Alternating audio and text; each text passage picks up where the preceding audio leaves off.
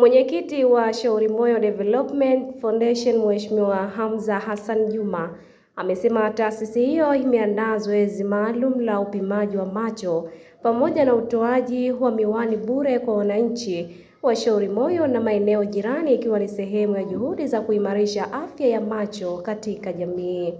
Akizungumza kuhusu utekelezaji wa mpango huo, Mheshimiwa Hamza ambaye pia ni waziri wa nchi Ofisi ya Makamu wa Pili wa Rais amesema zoezi hilo litafanyika kuanzia Jumamosi hadi Jumatatu katika skuli ya chekechea Mkele Bondeni kuanzia saa 3 kamili asubuhi hadi saa 11 kamili jioni.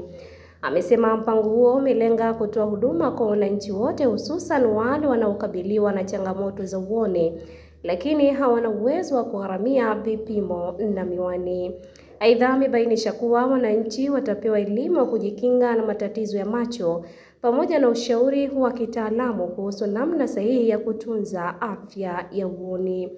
Mheshimiwa Hamza amesisitiza kuwa hatua hiyo ni mwendelezo wa malengo ya Shauri Moyo Development Foundation ya kuimarisha ustawi wa jamii kupitia huduma za afya, na amewahimiza wananchi kujitokeza kwa wingi ili kunufaika na huduma hizo. Hii ni Zantime, usisahau kusubscribe, kushare, kulike na kucomment.